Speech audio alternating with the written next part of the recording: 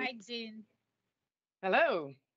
Very nice to meet you. We Quite. didn't have a chance to, I think, speak before, but actually, Sigal, when I tried to understand who is the best person to talk about the marketing aspects of the hackathon, right? So we know the hackathon is about bringing your idea to life and really win. But it's very important to know how to sell it, actually, how to sell your idea, how to pitch your idea. And she recommended to contact you, and she said if you want, the best person would be Jean Hogan to really tell about the technique of how to sell your idea to the outside world.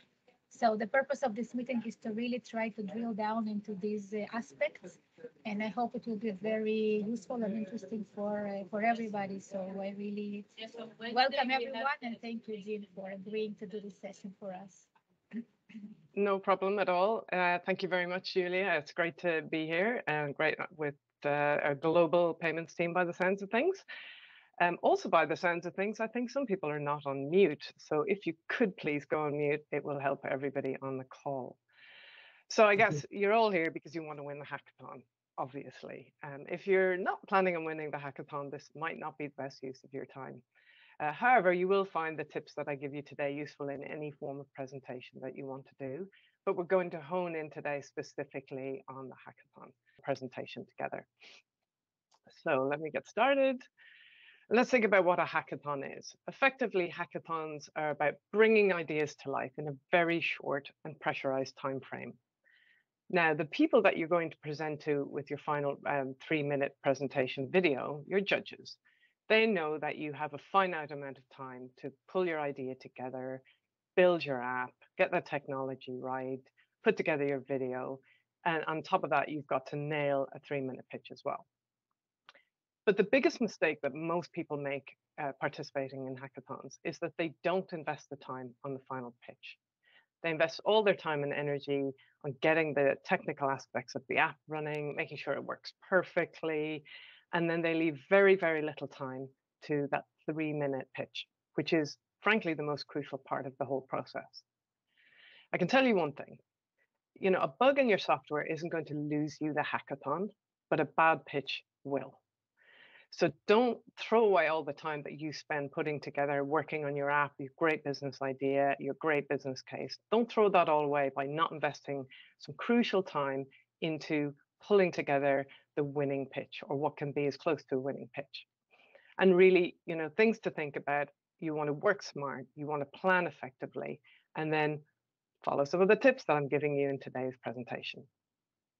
So I'm going to break it down into 3 fundamentally key areas that you need to consider in terms of how you prepare for pulling this together, how you design it so it's going to be effective, and then finally, how you deliver it.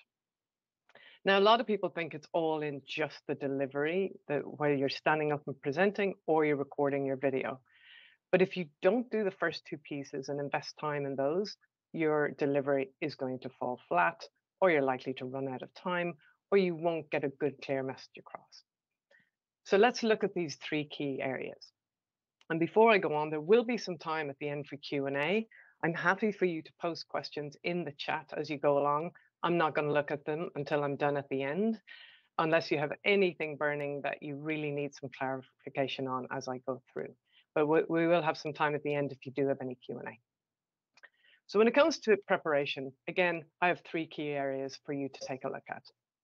First up will be looking at your team and how you build a winning team together. Secondly is understanding the rules that the scoring rules that the judges have put together. And thirdly, for those of you lucky enough to get to the final, you're going to have to plan for how you handle your Q&A. So first up, a winning team. I'm going to say something that might sound a little weird here, but honesty is your best policy when it comes to building your winning team. You need to look at the people you have in the team and assess their strengths and their weaknesses, and then figure out how you can play to those strengths and supplement the weaknesses. And figuring that as quickly as possible as you have your team together is going to help you a lot in the long run. And there are a lot of skills that are actually needed in a hackathon team, in a good, effective hackathon team. Some of them are very, very obvious, like coding. You need to be able to code. Building a business case, that's kind of obvious as well, because if you don't have a business case for your app, you really have nothing. But some of the other things on this list I'm about to bring up may not be as obvious to you. And I'm not going to read through them all. You can read these at your leisure as you go forward. But some of the things I'd like to call out are listening or storyboarding, project managing, soliciting the opinions of others, putting together that business proposal. All of these things are all key elements into how you put that final pitch together, because you've got to have somebody who pulls it all together in terms of project managing it. You've got to have a good business proposal. You've got to make sure that you listen to everybody in your team and you understand where they're coming from, what ideas they have, what objections they might have.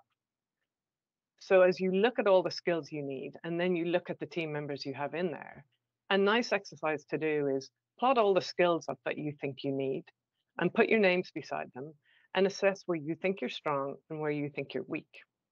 And now you'll have a nice map of where the strengths and weaknesses within the team sit, and you'll know how to move on to the next step, which is to assign the key roles that you need in your team in order to pull it all together. And there are 4 key roles here. The first one is your team lead.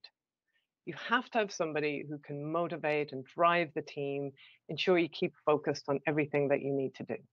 And this is often, but not always, the person whose idea this was in the first place. But again, think about your team leader. Who's that person who's going to motivate you, keep you going towards that goal of getting that app ready? The next person you need is a project manager. And this is the person who's going to keep on track with timing, with deliverables, everything to keep the team cohesive and working together really well. And the project manager, has multiple hats to wear. One of them is going to come when you have to start making some hard decisions about what's a priority versus what's a nice to have.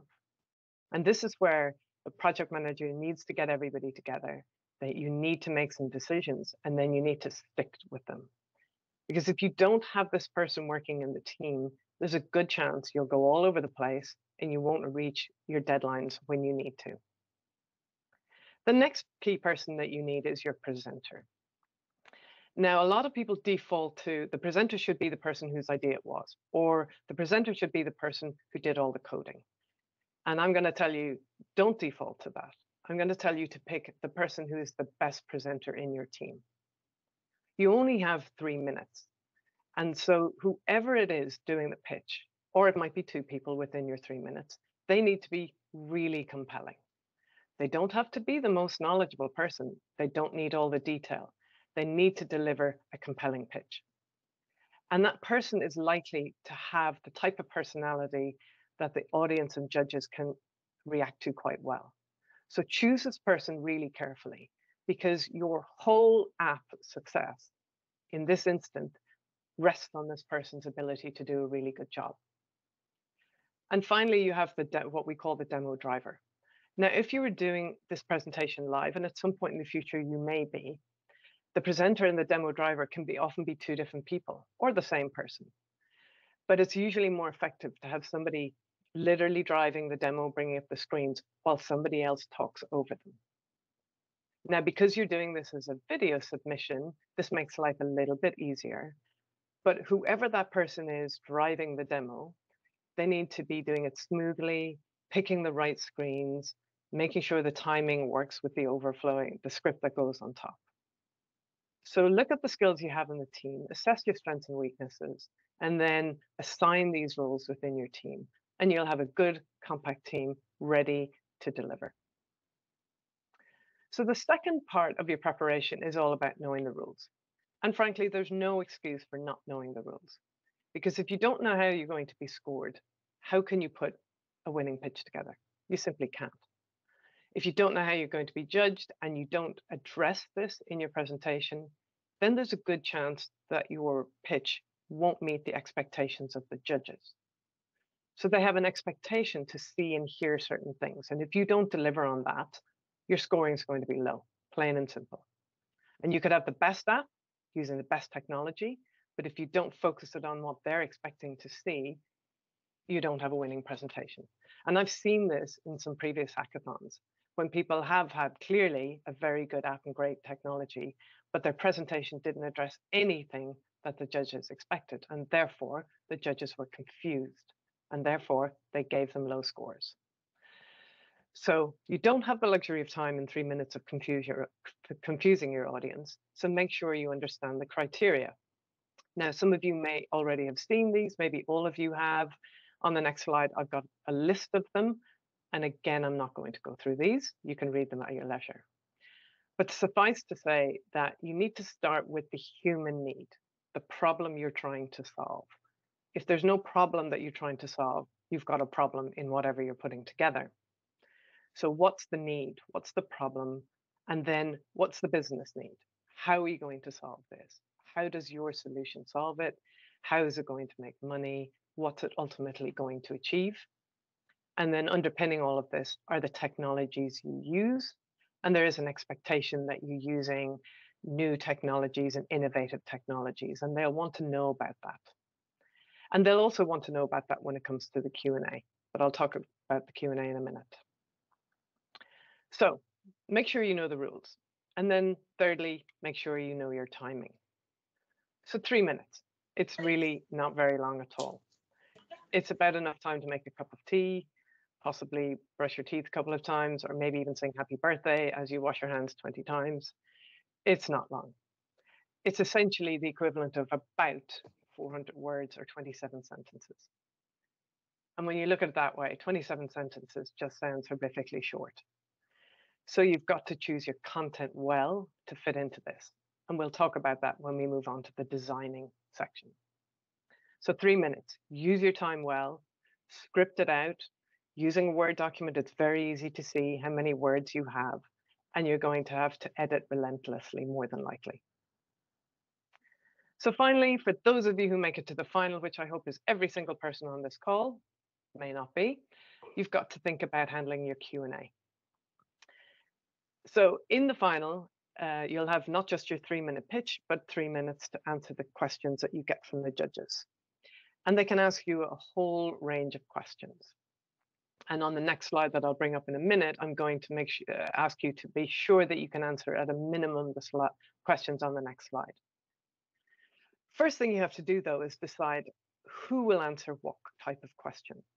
You'll probably get questions on the technologies used or not used, as the case may be. So who do you think in the team would be best placed to answer those?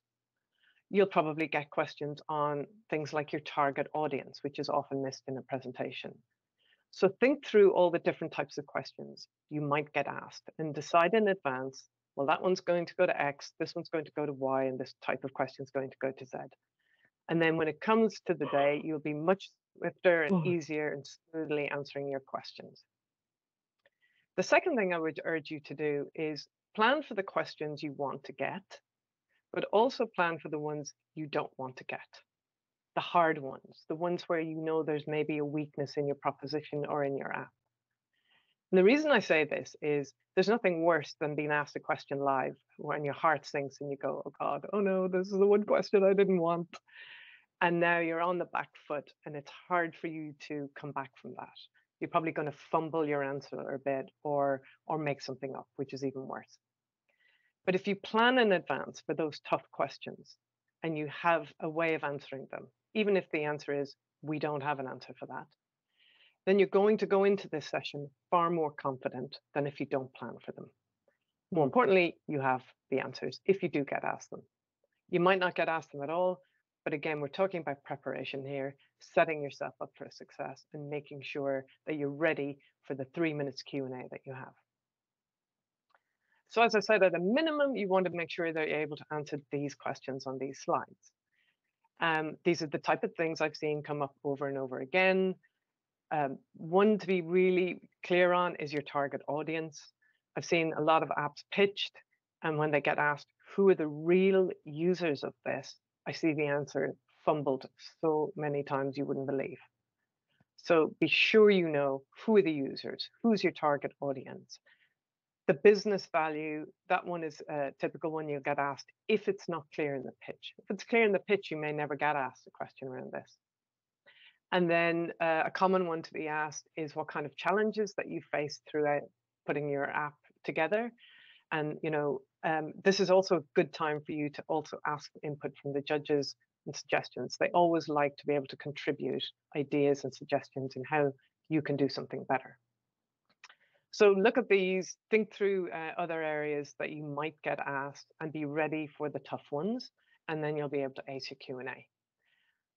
But a couple of other things to watch out for. So when you're asking questions, a ton of things are going through your heads. You're either going, oh, this is great. I was really hoping they'd ask me this question. I have a great answer for this. Or you could be thinking, oh God, this is the one question I didn't want asked, and now I'm going to have to deal with it. And while all those things are going through your head, you're not listening. You're not really listening to the question being asked. So when you get asked a question, just focus 100% on the question being asked so that you make sure you understood it. And tied in with that is don't jump in and cut off the question as it's being asked. Sometimes people do it because they're like, oh yeah, I have the answer for that, and they jump in. But first of all, what you've done is you've just insulted the person who was asking the question because you didn't let them finish by interrupting them. And secondly, you haven't actually heard the whole question. So you don't know what was coming next, and you could end up answering the wrong question. Sometimes people do this defensively because they know they don't have an answer or they don't agree with what the judge is asking. So be careful, don't jump in, make sure you listen to the question fully so you know how to answer it. The third thing I would say is if you don't have an answer, you don't have an answer. Do not make one up and waffle. The judges will know as soon as it happens, and you're guaranteed to get a follow-on question which will dig you in any deeper. So don't be afraid to say that you don't have an answer or you're not sure, and ask for input, ask for advice. The judges come from all different types of the industry. They're very good at giving advice. They really want people to succeed, which is why they take part in this whole exercise. So if you don't have the answer, don't make one up. Ask for help. And finally, it doesn't matter what the judge says or asks you, whether you agree with it or not, don't argue with them. You will not win this battle. There's only one way this is going to end, and it's in null points for you, most likely. Okay, so you've got some tips around preparation, which is building your winning team, making sure you've got the right skill set within there, making sure you've assigned all the roles so it's going to be really effective. You've understood the Q&A and you're going to use those to build your content for a winning pitch. And you know, if you get to the final, how to prep for the Q&A. Sorry, the scoring criteria is what you had.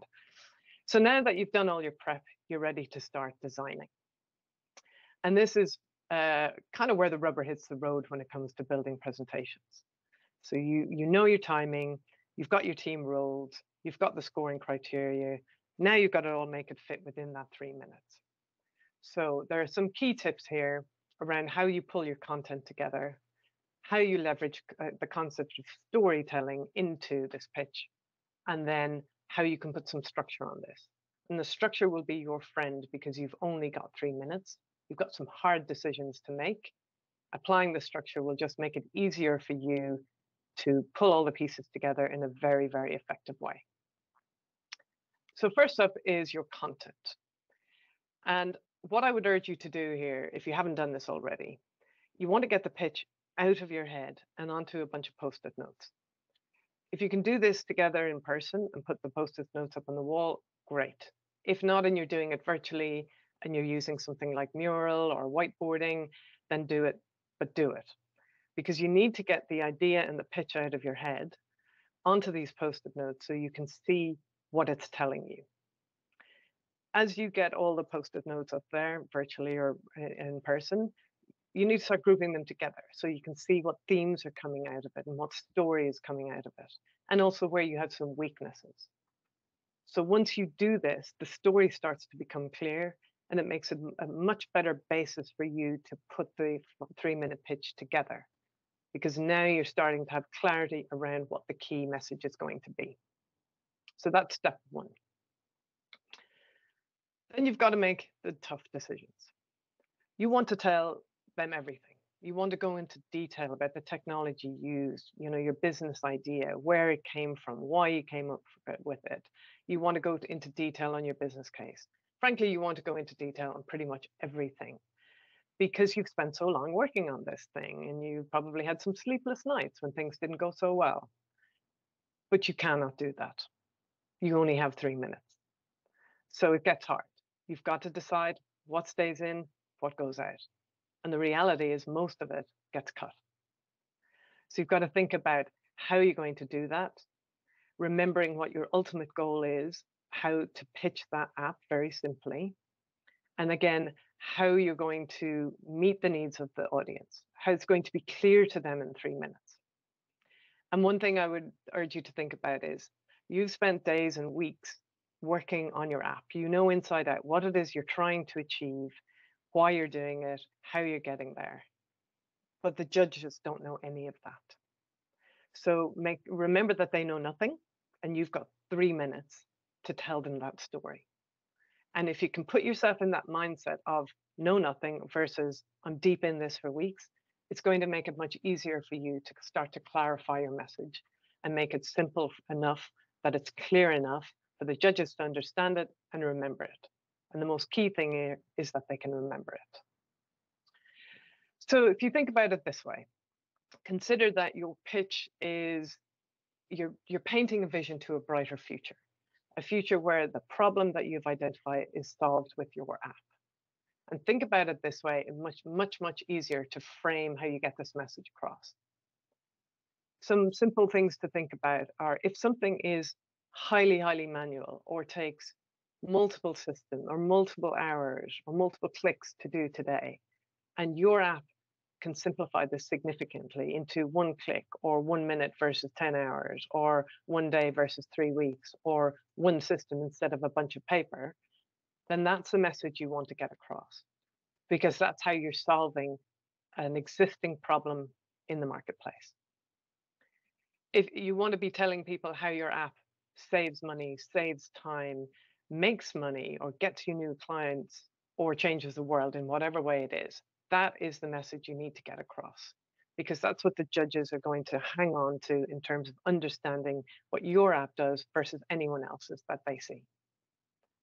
So some of the things you want to be considering are on this next slide in terms of the key elements that you want to have in your pitch. Ultimately, why you're building it, who's going to use it, how much money it can make in the marketplace. And the key one on this, I'd say, is the viability. So many ideas get lost on this one. They're great ideas, but they're not actually viable in the marketplace. So really make sure you've thought through this element because, again, that's typically a question I see come up, or it's why pitches never get to the final because the judges sit there, they've understood your message, but they cannot see it being viable in the marketplace because they haven't understood enough maybe about the problem or about the users or the target market. So take a look at these, make sure you're framing your content so that you can address those kind of questions and take them off the table. Now, if I was to set you a challenge, it'd be very interesting to know what your answer would be to this. It would be how many of you could pitch your app to me in a single sentence? And I'm actually going to make it a little bit harder. I'm going to say, what if I asked each member of your team individually to pitch the app in 1 sentence? Do you think they would all say the same thing? I'm pretty sure the answer is no, unless you've already nailed it. So being able to pitch your app in 1 sentence is very difficult, but it's incredibly effective because it gives you a theme for your storyline. It gives the judges something they can walk away with that they've understood, summarizes the essence of what your app does. And their ability to remember it becomes much easier if it's simplified. So I want to give you an example. It's my favorite example of simplicity in terms of people being able to understand something that was brand new to the market. And it's arguably one of the most famous product launches in history. I'm sure you all know it already. It's the launch of the iPod. Now, if you're, not a Gen Z like me, you will have been familiar with the Sony Discman, Walkman, whatever it was, a big round circular thing that didn't fit in my hand because my hands are too small. Real pain in the neck to go for a jog with or a walk with. And that's what life was like, this big thing that you had to carry around if you wanted mobile music. And the iPod obviously came in and completely transformed the world of mobile music. But they did it by launching it with a tagline that was 5 words, 1,000 songs in your pocket. And if you take a step back and you look at it another way, on the left here is what they could have said. A nice big long sentence explaining this whole thing. But if you look at the colors on the left and align them to the colors on the right, what you'll see is everything they could have said in that big long sentence is actually said within those 5 words. Those songs in your pocket, that's a musical player. The size, the ounces and the size of the 13 can, it fits in your pocket. So that's kind of obvious. I mean, if it was a brick, it wouldn't be fitting in your pocket, would it? And the volume is capacity. Well, it does say 1,000 songs.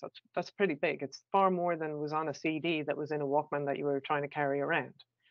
So everything they wanted to say on the left, they effectively encapsulated on the right. And that's an extremely powerful thing to do. So I'd urge you to try and do that because that's your tagline. And once you have a tagline, it's much easier to do the next thing, which is to build your story. So people often challenge me on this one and say, well, you know, stories have nothing to do with presentations. I'm going to throw that back to you and say stories have everything to do with presentations. And there are a number of reasons for this. One of them is that storytelling allows you to speak with an audience, not talk to them. And it allows you to create connections because stories inherently have emotion in them. And emotions and emotional connections are what you need to make with an audience in order for them to pay attention to you, listen to you, store the information away, and ultimately remember it. And it's estimated that we're 22 times more likely to remember a fact when it's wrapped in a story than when it's just delivered as a fact. So stories are memorable. And the second thing about them is it's actually how we consume most of our information on a daily basis. So whether you read the newspaper or read the news in your app, whether you follow Instagram or TikTok, all of those things are stories in different types of forms. And increasingly in today's world, they are visual storytelling. TikTok video tells you a story. Instagram image tells you a story. A news article tells you a story. So if that's how we're consuming information on a daily basis, then you need to tap into that same delivery mechanism to deliver information to your judges. It makes it much easier for them to understand what it is you're trying to say if you structured it like a story.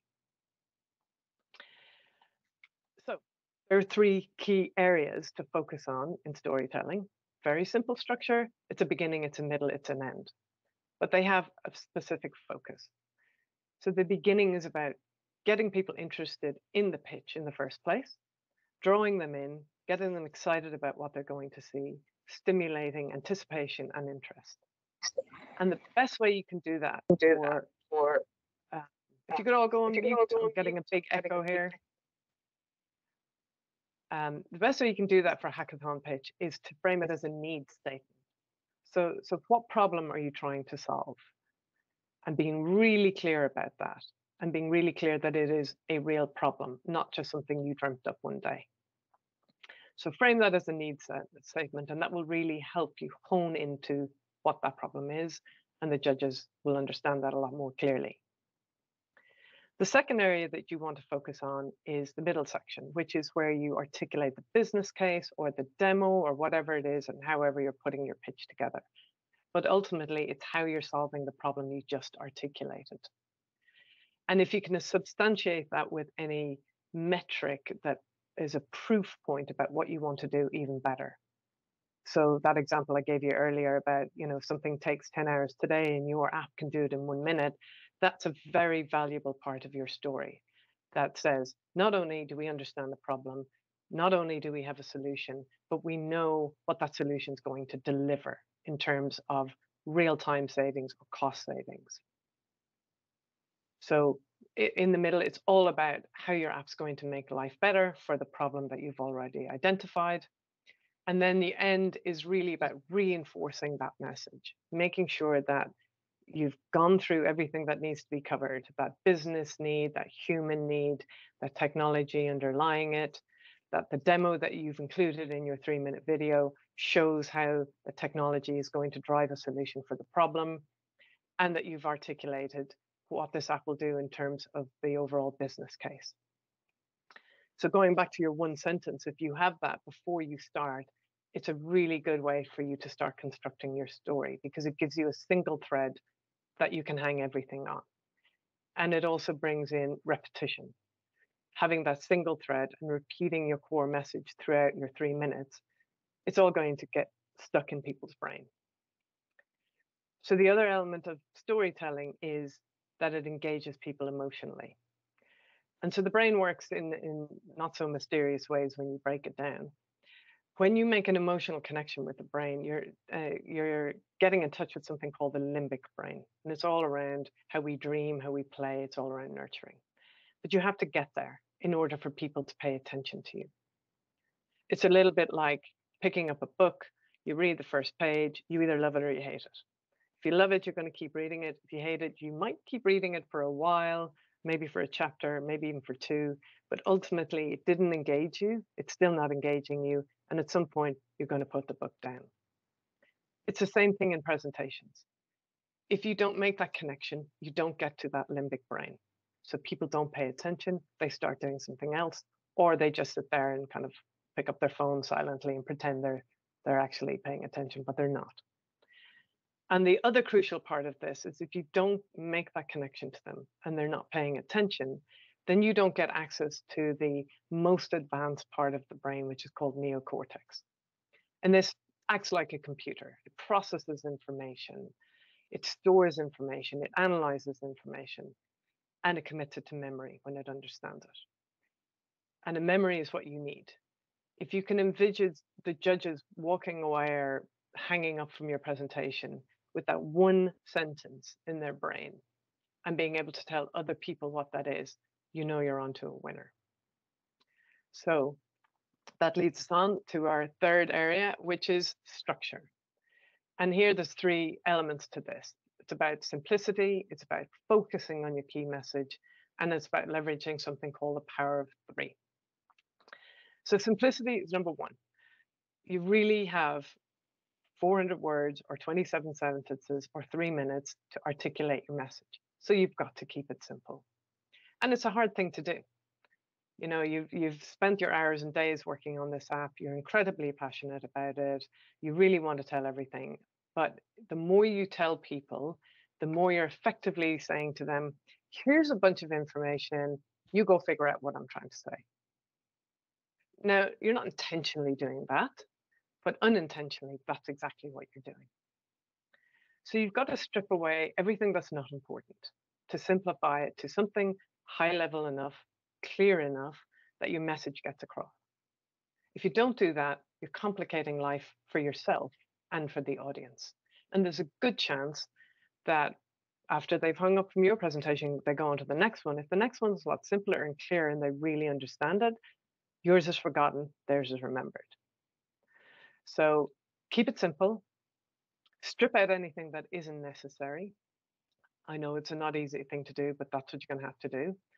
And if you're using slides, which you don't have to, but if you are, keep them to a minimum, because you don't want to waste a lot of valuable time at this point doing a whole bunch of slides. So keep those to a minimum, keep as little on there as possible so your judges can focus on you when you're presenting the pitch, and simplify the message down to those 27 odd sentences that we talked about. With that comes a focus, focusing clearly and consistently on your message to make sure that people understand your problem, your solution, your target audience, your business case, and the technologies that you used and how you approached building that app. It's an awful lot to actually put into a 3-minute video, but you really need to do it. Imagine that the judges are sitting here and they're watching, let's say, 10 presentations in a day. I'm not sure how it's going to happen this year, but I've certainly been on hackathon finals and semi-finals where we've watched 10 presentations. And it's an awful lot of information to remember. But the ones that grab you are the ones that start with impact. The ones that don't grab you as much are the ones that start where people say things like, hey, it's great to be here. I'm delighted that I had this opportunity to put my app in front of you, blah, blah, blah. That's not going to grab attention. That's not going to focus us on your message to start with. Being able to say something like, we've got a great app today. It's going to be able to save this much money, or it's going to get into the hands of this million people who have no access to banking today, or whatever it is your app can do. As soon as you can hit with that punchline, then you're focusing the judges on your key message. And inherently, you're focusing yourself on the same thing.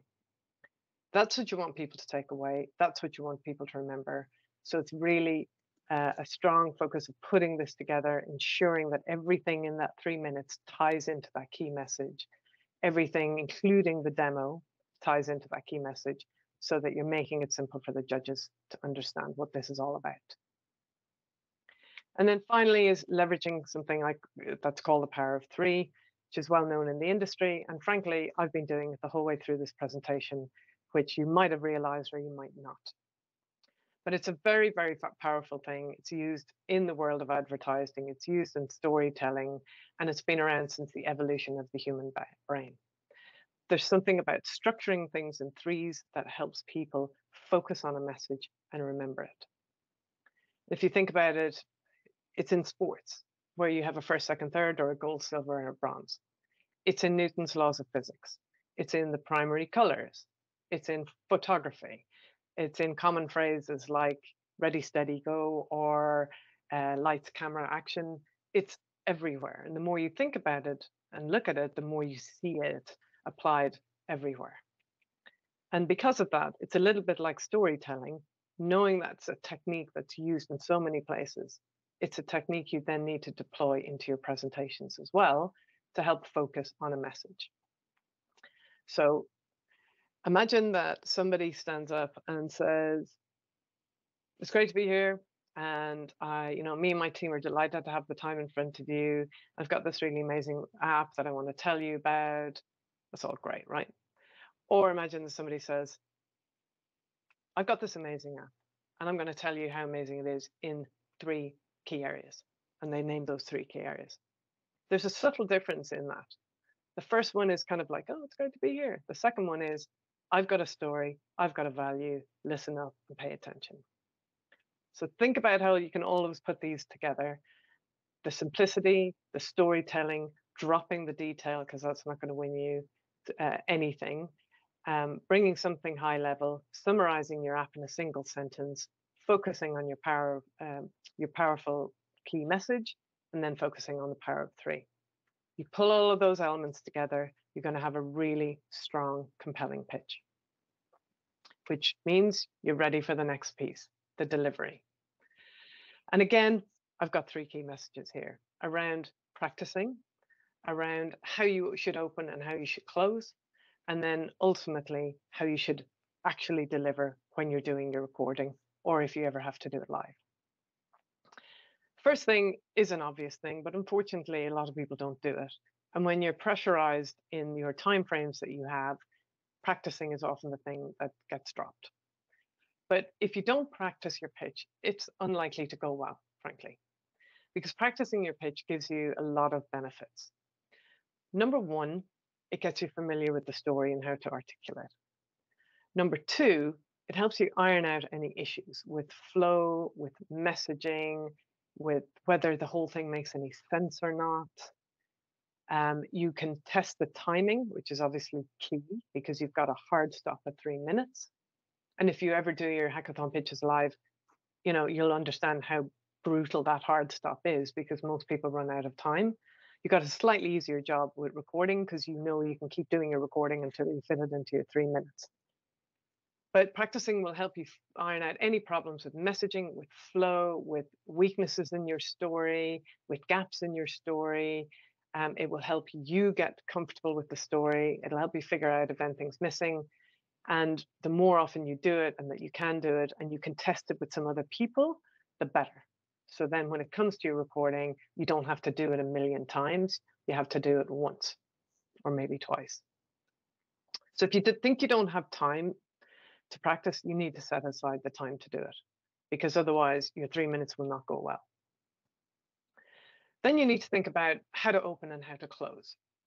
And a lot of pitches go wrong from the very, very start, because people start with that example I've given you a couple of times now. It's great to be here, or thanks for giving me the opportunity, or I'm so excited to tell you what the team and I have here. And that's nice. It's great. It's lovely. But you don't actually have time in your 3 minutes for that. You need to get to the point as quickly as possible. Those first 10 to 20 seconds are crucial to grab attention of the judges and make them know what this is all about, because that's what matters. They don't really care whether you're excited to be here or you've spent weeks sweating over this thing. They're interested in what you have for them. So dispense with all that fluffy niceness. That is nice, but it's unnecessary in your 3-minute pitch. Get to the point, tell them what this is about, grab their attention, and now they're going to be sitting up paying attention for the next 2 minutes, 45 seconds or so. So quick and impact, that's your goal. When it comes to the end, I've often seen this, people run out of steam and they don't really have a strong closing. So think about the fact that the last 20 seconds is probably the most crucial in your pitch, apart from the first 20 seconds as well. Because once a pitch is over, what are people going to remember? Now, if you've managed to summarize your app in a single sentence and you've reiterated that throughout your presentation in various formats, there's a good chance they're going to remember that. But, don't end with soft, fluffy stuff again, like, oh, it was so great to have this chance to, spend some time talking about our app, or thank you very much for the opportunity. Don't let that be the last thing people remember. You need them to remember what your app was all about, how awesome it was, and what it's going to do in the marketplace. And thirdly, it's tough to either stand up in front of people and do this live, or even tougher to do it when you're doing a video recording. People get nervous, they may be not confident about presenting, but the best thing you can do is to relax, enjoy it, and show your passion. You clearly have a lot of passion because you're engaged in this hackathon in the first place. You're probably a bit tired, you might be overexcited about what you have achieved, or you might be in the depths of depression because something went wrong at the last minute and the app isn't behaving like it was supposed to be. There could be a myriad of reasons about why you're feeling nervous or excited or anything in between. But you've got those 3 minutes to really, really deliver. So let your passion for your project come out. People really relate to that. Nobody wants to listen to a boring presentation. They want to listen to somebody who's excited about what they've delivered, excited about what they've done, and are really able to convey that. And if you're nervous or lacking in confidence, the best advice I can give you is fake it. You've got 3 minutes. You can do it on a recording. Fake it. Put as much energy as possible into your voice, because when you do a video recording, your voice gets digitized when it's recorded, so it strips out some of the highs and lows. And additionally, a lot of people go into monotone because they're speaking to a camera or they're speaking to a laptop. And so vast majority of people slip into monotone when they're recording, and I include myself with this.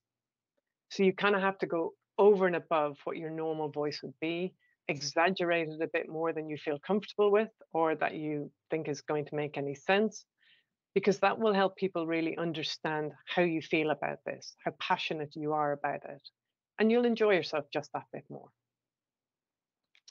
So, in summary, we have 3 steps. We've got our preparation, which is all around building a winning team, getting your heads around the scoring criteria and leveraging that when it comes to design, and then being able to ace your Q&A if you get to the final. Secondly, you've got your design. Make tough decisions, drop the detail, get on focused on that one sentence, look at your key message, figure out the key pitch elements that I displayed to you on the screen that need to be conveyed in your message. Use your storytelling techniques, build emotion into your pitch, and use the structure to pull those elements together. And then finally, enjoy yourself when you're delivering. Practice it relentlessly if you can, as much as you can, so that your recording is smooth and easy and compelling. And then make sure your opening and your closing really bookend your presentation very strongly. Open with impact, close with a lasting impression. Now, you're probably all sitting there going, this is all great, loads of tips, thanks very much. But everybody else on this pitch is hearing the same thing. So how am I going to get an edge over anyone else? Well, ultimately, that's down to you. It's down to how good your app is in the first place, how good your business case is, what technologies you've used and where you've been really innovative, and how well that you actually listen to the tips and put them into practice from this session today. And with that, all I can say to all of it is really good luck when you do your pitches and your presentations. And if you have any questions, I'm happy to take them now.